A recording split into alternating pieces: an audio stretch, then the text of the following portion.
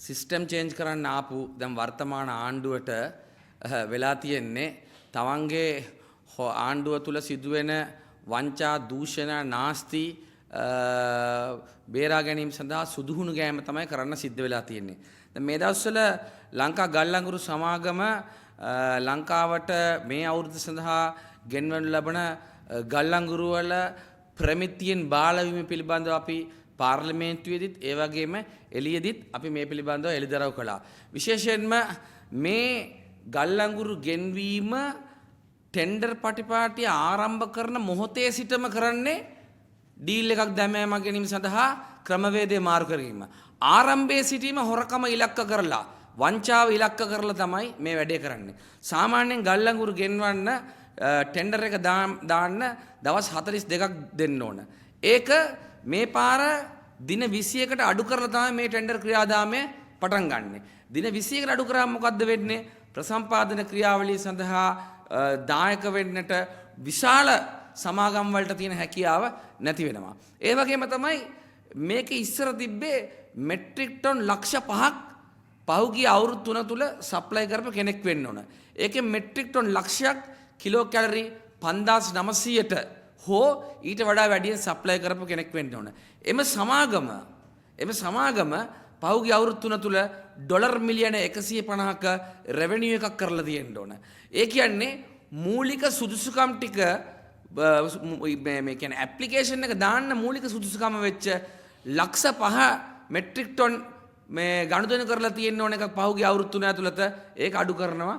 මේ ඊට වඩා කුඩා සමාගම් වලට ඊට වඩා ක්වොලිටි නැති සමාගම් වලට මේ වගේ විශාල ටෙන්ඩර් එකකට මුණ දෙන්න බැරි සමාගම් වලට දරා ගන්න බැරි සමාගම් වලට එන්න. ඒ වගේම ඩොලර් මිලියන 150ක රෙවෙනියු එක තියෙනවද කියන එක හොයලා බලන්න නැතුව තමයි මේ කටයුතු ආරම්භ කරන්නේ. නිසා දින 42 21කට අඩු කරලා දූෂණයට පාර කපනවා. මෙට්‍රික් ටන් ලක්ෂ 5ක් සප්ලයි කරලා තියෙන්න ඕන කියන කොන්දේසිය ලක්ෂයට අඩු කරලා දූෂණයට පාර කපනවා. එහෙම කරලා තමයි මේක ආරම්භ කරන්නේ. ඒතර මේක විහිළුවක් නෙමෙයි. මොකද මේ ලක්විජය බලාගාරයේ මෙගවොට් 300ට රන් කරන්න ඕන අපේ රටේ විදුලි අවශ්‍යතාවය සපුරන්න නම්. අනිත් පැත්තෙන් අවුරුද්ද පුරාම ගල්ලංගුරු ගෙන්නන්න බෑ. ඒ නිසා මාස 6ක් ඇතුළත මුළු අවුරුද්දටම ගැලපෙන ගල්ලංගුරු ප්‍රමාණය ගේන්න ඕන. එතකොට දැන් මේකේ තියෙන ක්‍රියාවලිය ඩිපාචර් රිපෝට් එක පිටත් වූ මේ මොන වරායේ ඉඳලා එන්න ඕන නැව ලංකාවට එන්න කලින්. නමුත් මේ නැව දෙසැම්බර් මාසේ පළවෙනි නැව 30 වෙනිදා කොළඹ වරායට සියඳු වෙනකොටත් ඒ රිපෝට් එක ඇවිල්ලා තිබ්බේ නැහැ. ඊට පස්සේ අපි දන්නේ අතින් කෙනෙක් දුන්නද ඊමේල් කරුවද කියලා ඉවරලා. හරිනම් එන්න ඕනේ ඊමේල් එකෙන්. ඊළඟට ඒ ඇවිල්ලා ඒ නැව බානකොට යම් හේතුවක් මත මම දන්නේ නැහැ මොකද්ද හේතුව කියලා බොයිලර් වලට මේක මේ දානවා. එතකොට සැබෑ තත්ත්ව වාර්තාව වයින්කොට අපි පැහැදිලිව කිව්වා 5900ක් කිලෝ කැලරි මේක නැහැ කියලා ඉවරලා.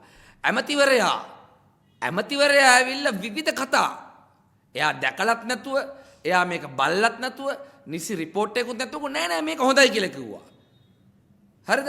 නමුත් ඒක ඉන්දියාවට ආපු රිපෝට් එකේ දැන් පිළිගන්නවා 5500 ගාණක් තමයි තියෙන්නේ කියලා පිළිගන්න වෙනවා. ඒක හොඳම වැඩේ කියලා කියන්නේ දෙවෙනි නැවත් බෑවයි පස්සේ මේ චෝදනාව අපි එල්ල කරනකොට විදුලි බල අමාත්‍යාංශයෙන් නිවේදනයක් නිකුත් කරනවා මේ එහෙම ප්‍රශ්නයක් තියෙනවා නම් අපි මේ දඩ ගහනවා කියලා ඉවරලා. ඒතර ඒ තුලින් පැන නැගෙන ගැටලු කීපයක් තියෙනවා. පළවෙනි ගැටලුව තමයි ඔව් බාල ක්වොලිටියට ගෙනාපු එකට ටැක්සේරුවක් ගන්න ඕනේ එතන පාඩුව කොච්චරද කියලා. අංක 1. දෙවෙනි එක තමයි ඒ බාල ක්වොලිටියේ ගල්ලංගුරු මේ බොයිලර් වලට දැම්මම මේ උපාංග වලට මැෂින් වලට සිදුවෙන හානිය මොකක්ද කියලා ගණනය කරාද කියලා අපි අහන්න කැමතියි. ඊළඟට බාල ක්වොලිටියේ ගල්ලංගුරු වලින් විදුලි උත්පාදනය කරාම මෙගාවට් 300 සීමාවට අඩුවෙන් එන ප්‍රමාණය මිලදී ගන්නේ ඩීසල් මාෆියාවෙන්ද ඒකට වැඩිපුර යන ගාණ කීයද කියලා මේ අමතිවරයා සහ අමාත්‍යාංශයේ ගණන් හදලා බැලුවද කියන එක අපි අහන්න කැමතියි. ඒ වගේම තමයි මේ කොන්දේසි වල එකක් තියෙනවා මේකේ පිට කරන අලු ප්‍රමාණය. මොකද ඒතර මේ පිට කරන අලු ප්‍රමාණය ගණනය කරලා තියෙනවද? ඒකෙන් පරිසරයට වෙන හානිය ගණනය කරලා තියෙනවා. මේ එකක්වත් කරන්න නැතුව මේ ඇමතිවරයා මේ බාලගල්ලගුරු මාෆියාව වෙනුවෙන් පෙනී හිටමින් මේක සිදුවන නාස්තිය රටට වසන් කරමින් මේක සිදුවන පාඩුව රටට වසන් කරමින් මේක සිදුවන දූෂණය රකින්න කටයුතු කරනවා සිස්ටම් චේන්ජ් කරනවා කියලා අපු රුපියලක්වත් හොරකම් කරන්නේ නැහැ කියලා කියපු ආණ්ඩුව.